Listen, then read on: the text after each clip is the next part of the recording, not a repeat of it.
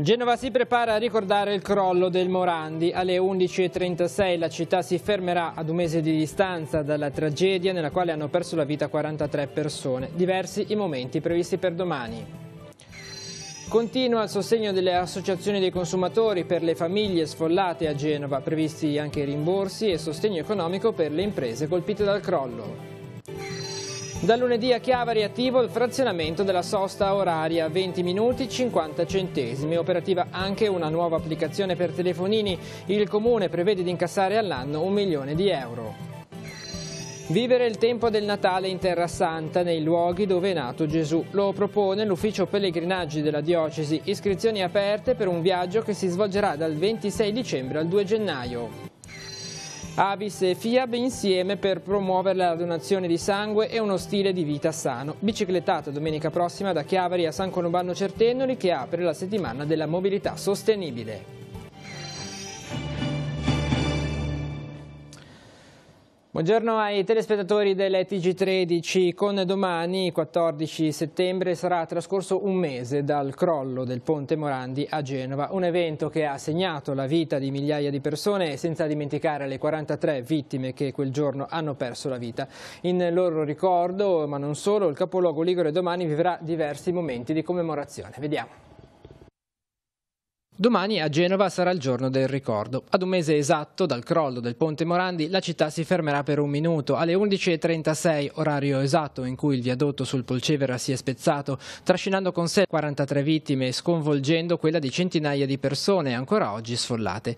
Genova ricorda ma non si ferma, va avanti. Sono le parole con le quali il sindaco Marco Bucci ha invitato tutti i cittadini a vivere insieme questo momento. Suoneranno le sirene delle navi in porto e le campane di tutte le chiese della città. La giornata di commemorazione continuerà poi il pomeriggio con una cerimonia in piazza dei Ferrari alle 17:30, a cui seguirà la celebrazione di una Santa Messa di suffragio alle 19 in San Lorenzo, a cui parteciperà anche il Presidente del Consiglio Giuseppe Conte.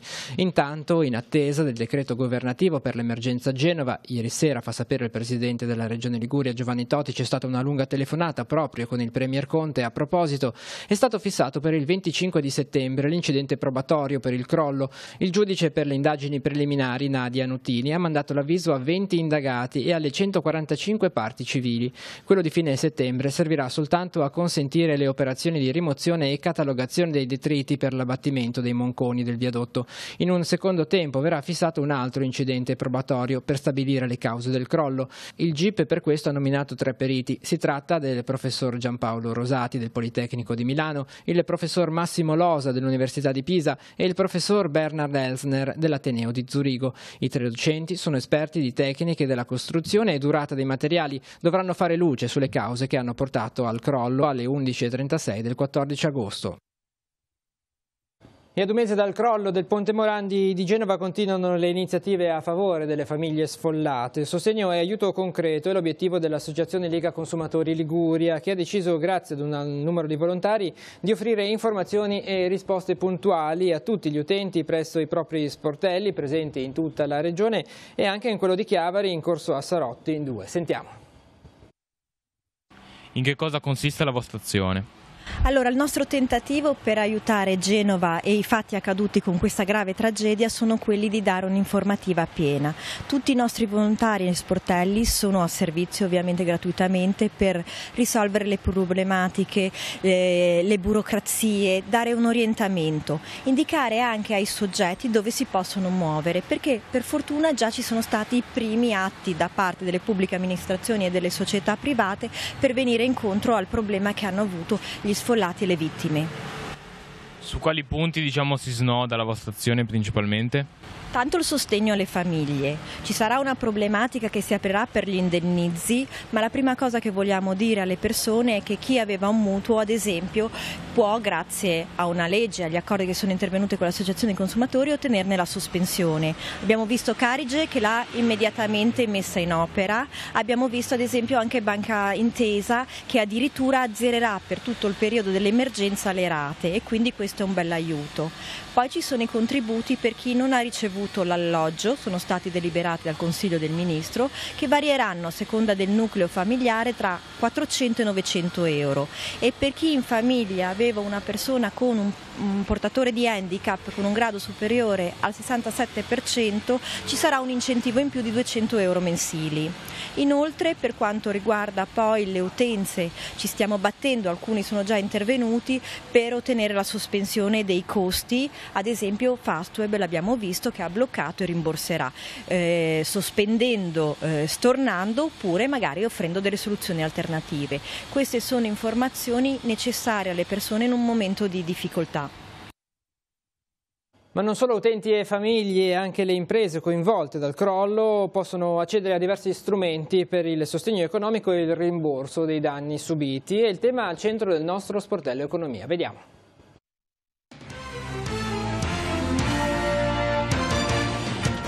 È stato pubblicato il modulo per la richiesta dei danni diretti e indiretti per le imprese colpite dal crollo del ponte Morandi. C'è tempo fino al 1° ottobre per presentare la modulistica. Già attivo anche il numero verde imprese 800 68 11 21.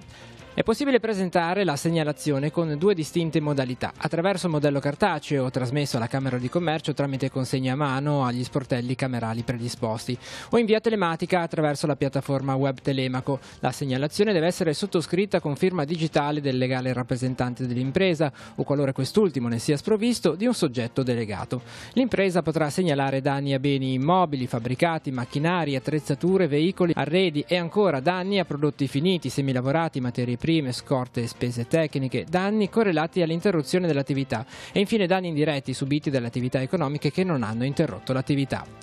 Focus detrazioni. Le spese sostenute nel 2019 per l'abbonamento a metropolitana, trasporto pubblico locale, regionale e interregionale possono essere detratte con la dichiarazione dei redditi 2019.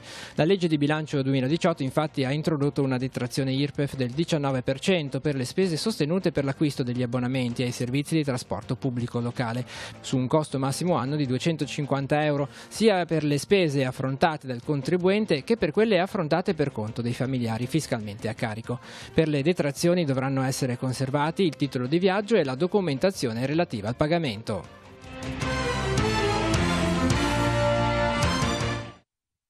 La Giunta regionale ha approvato il bando 2018 per i contributi alle unioni di comuni. Il provvedimento mette a disposizione complessivamente circa 412.000 euro per il sostegno delle spese necessarie allo svolgimento della gestione associata di funzioni e servizi per le unioni di comuni costituite entro il 31 luglio del 2017, tuttora attive, e alle spese di avviamento per le unioni che si sono costituite dal 1 settembre alla data del 31 agosto 2018. La domanda di contributo dovrà pervenire esclusivamente a mezzo posta elettronica certificata protocollo@pec.regione.liguria.it entro e non oltre il 30 ottobre. Deve essere sottoscritta dal legale rappresentante pro tempore dell'Unione dei Comuni.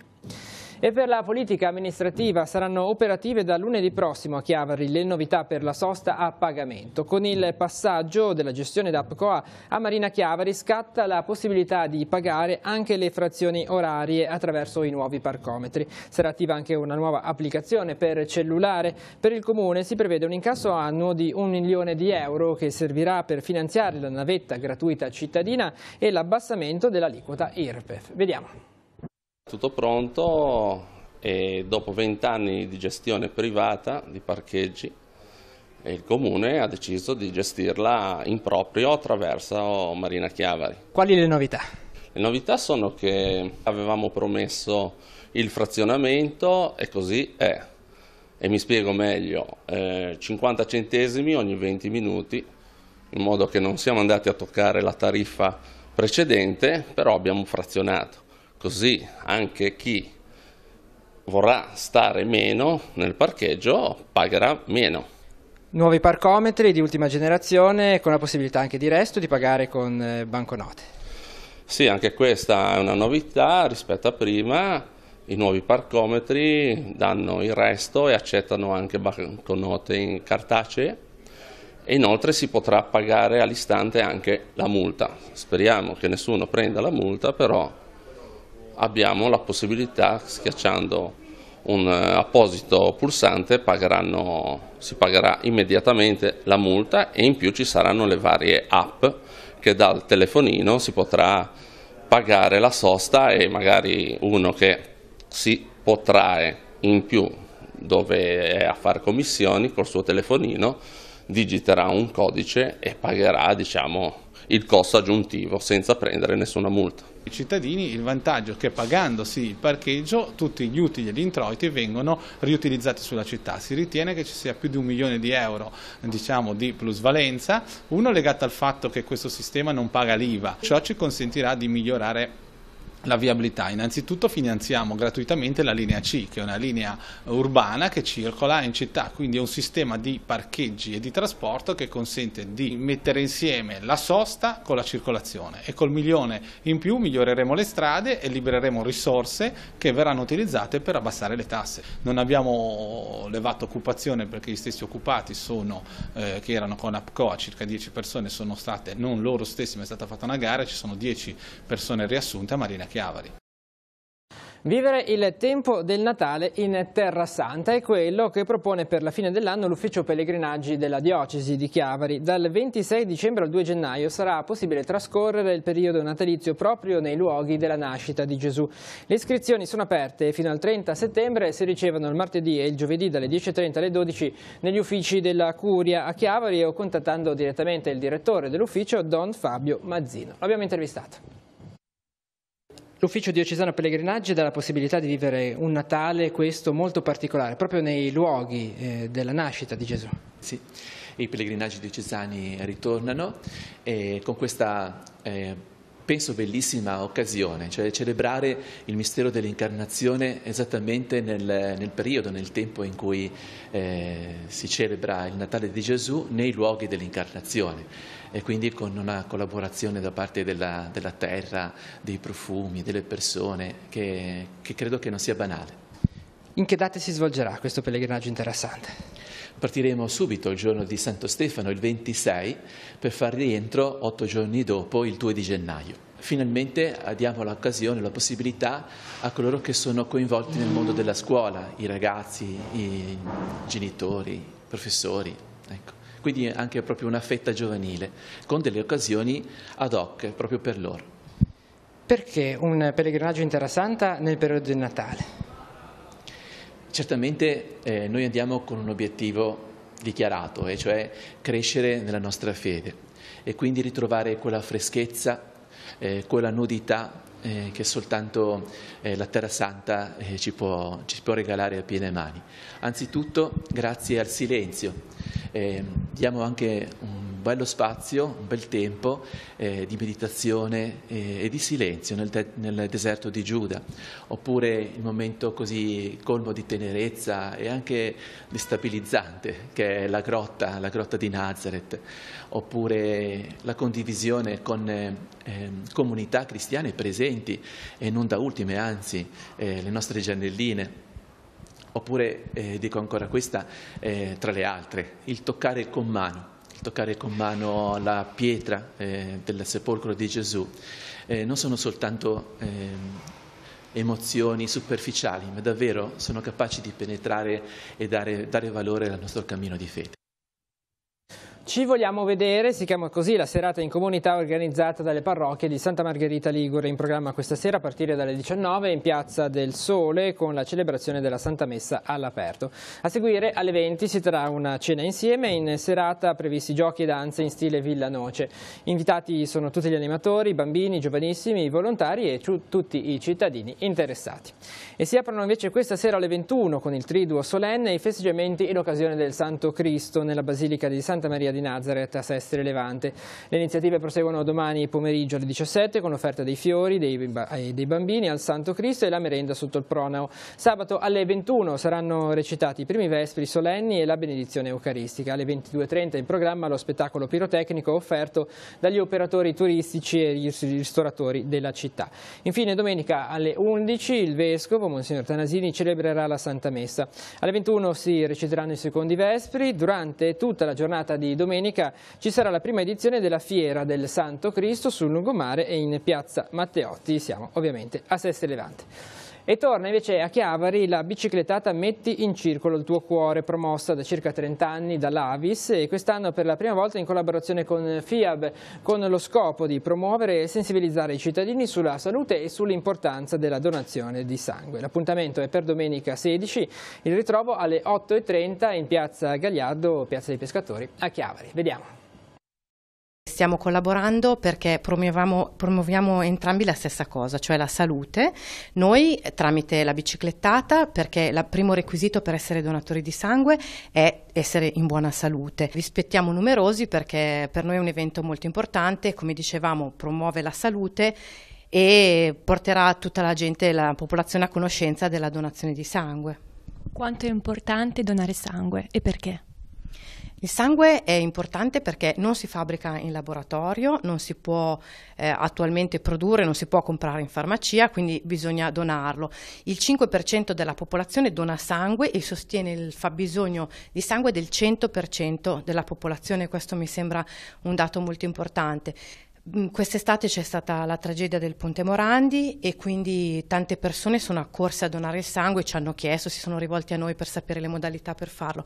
Ben venga la donazione di sangue, siamo molto felici che i nostri donatori siano attenti anche a queste esigenze, però vi vorrei dire che la cosa migliore per sostenere il sistema trasfusionale italiano in tutte le sue necessità, comprese le emergenze, è di andare a donare il sangue regolarmente. Abbiamo scelto di partecipare e sostenere l'Avis perché assolutamente condividiamo le loro finalità e ci è parso bello, visto che loro appunto da anni fanno questa biciclettata alla quale abbiamo partecipato numerosi anche nel passato, sostenerla e collaborare in prima persona perché vorremmo presentare anche un nostro progetto FIAB, Bici e Salute, proprio per promuovere stili di vita salutari e attività fisiche moderate in bicicletta per pazienti che hanno bisogno di fare movimento.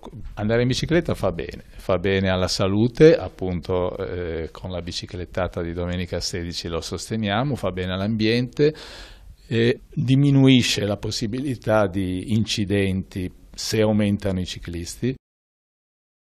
Linea adesso alla rassegna stampa per vedere i titoli dei giornali in edicola quest'oggi. Ci rivediamo dopo per altri aggiornamenti.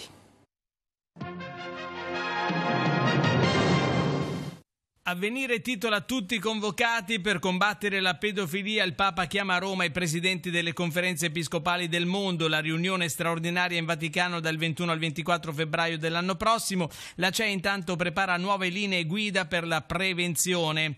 E poi corpo di solidarietà, l'Europa rafforza il suo servizio civile, una legge quadro e fondi per 370 milioni. Strasburgo intanto boccia il presidente ungherese Orban e ora la parola è ai leader, l'Europarlamento per le sanzioni, Conte no all'accoglienza indiscriminata e poi la votazione, approvata la riforma di diritti e copyright per le tutele delle opere soprattutto su internet. Politica, bagarre alla Camera, Mattarella nessuno è sopra la legge, manovra alta tensione tra Movimento 5 Stelle e Tria, Bologna e Roma, lotta all'azzardo, funzionano i limiti imposti dai comuni. Siamo sul secolo XIX che titola Decreto Genova, soldi pronti, soldi per i porti, sgravi fiscali, c'è la zona franca, ecco la bozza, ma nel predisporla il governo ha escluso gli enti locali e Totti dice è umiliata la regione.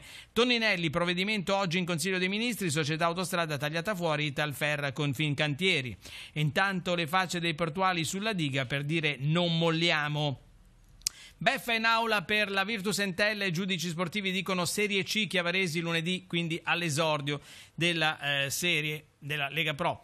Movimento 5 Stelle all'attacco sui conti, Tria pronto a lasciare, legge sul diritto d'autore, via libera dell'Europa. All'interno del secolo XIX, nel Levante, taglio del nastro per la palazzina dei servizi sanitari psichiatrici, inaugurazione con polemica. Dopo 2 anni dal collaudo, l'opera dà il via all'ampliamento del pronto soccorso di Lavagna. Mordini, presidente del comitato Malati Tiguglio, vergognoso attendere così tanto. Boitano, ex assessore regionale, realizzata dalla vecchia giunta. E ancora dal secolo XIX la vicenda dell'azienda agricola di Lumarzo, Rossi di Lumarzo, mucche morte nella stalla hanno muggito per un'ora. Le 6 cabannine soffocate martedì a Rossi di Lumarzo dal fumo dell'incendio. Vitello salvato a fatica voleva raggiungere la madre intrappolata nell'edificio. E adesso la linea passa a Genova per gli argomenti trattati dal settimanale Il Cittadino. Nel cittadino di questa settimana, Morandi, decisioni urgenti. Ad un mese dal crollo, Genova preme in vista della ricostruzione. Regione, comune, enti locali e singoli cittadini uniti per l'emergenza, sfollati verso la soluzione.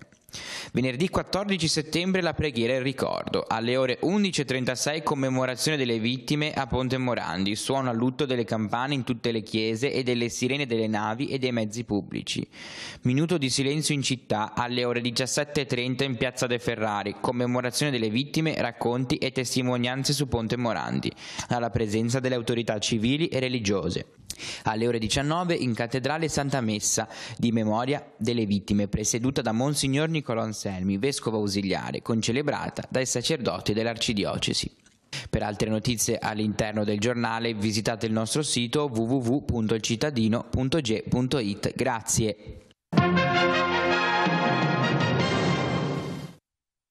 Per gli ultimi aggiornamenti andiamo in redazione con Francesca Caporello. Sì, grazie Andrea, buongiorno a tutti i telespettatori. Parte oggi per Santa Cruz in California Luca Ciotoli, consigliere comunale di Sestri Levante, in occasione dei progetti di scambio e conoscenza tra Sestri e la comunità statunitense gemellata.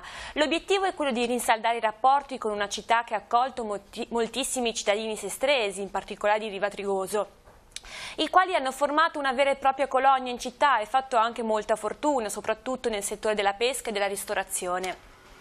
Ciotoli sarà ospitato da famiglie del posto e avrà occasione di conoscere la realtà della comunità rivana e sestrese che vive in quei luoghi. Ad accompagnarlo un baul contenente una serie di oggetti che rappresentano Sestri Levante e la sua storia, tra cui l'olio di oliva, 4 litografie e una serie di libri, alcune videolettere in cui i cittadini di Sestri e Riva mandano messaggi ai loro parenti o amici californiani. E dalla redazione è tutto, ripasso la linea allo studio. Bene, grazie. Si conclude così questa edizione del TG13. L'informazione torna questa sera alle 19.15 con la prima edizione di TG Oggi. Tutte le notizie le trovate sul sito teleradiopace.com. Grazie per essere stati con noi, buon proseguimento di giornata.